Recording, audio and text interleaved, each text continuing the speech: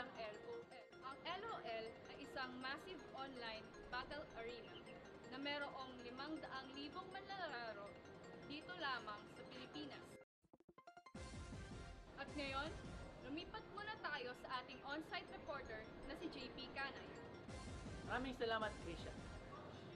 Ngayon ay samahan ninyo ako upang saksiyan natin ang semifinals ng Mapua Bracket sa LOL Collegiate League. Anong strategy na inaandaan nyo para manalo kayo sa semifinals? Siyempre, una, farm muna, gold, di ba? Ganyan. Next doon, nung mga mid-game na, mag-rotation na kami para, kasi magagang din yung mga jungler nila, kung alam niya, enemy jungler nila, di ba? Tas siyempre, warding, tamang warding, kasi ayaw namin yung parang tago yung ano, naka-fog, di ba? Eh di kami alam kung nasan sila. Kanina, in-interview natin ang ilang miyembro ng Group 6. Isa mga team na lalaban sa semifinals. Ang kanilang mga kalaban ay ang team na MIT Simple Gaming. Sa mainit na laban ang ating nasaksiyan kanina lamang.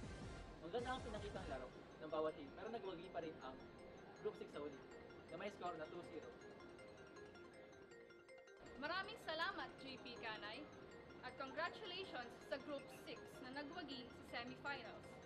Abangan bukas ang aming live coverage na Mapuwak Bracket Finals sa LOL Collegiate League. Magandang gabi at paalam sa inyo.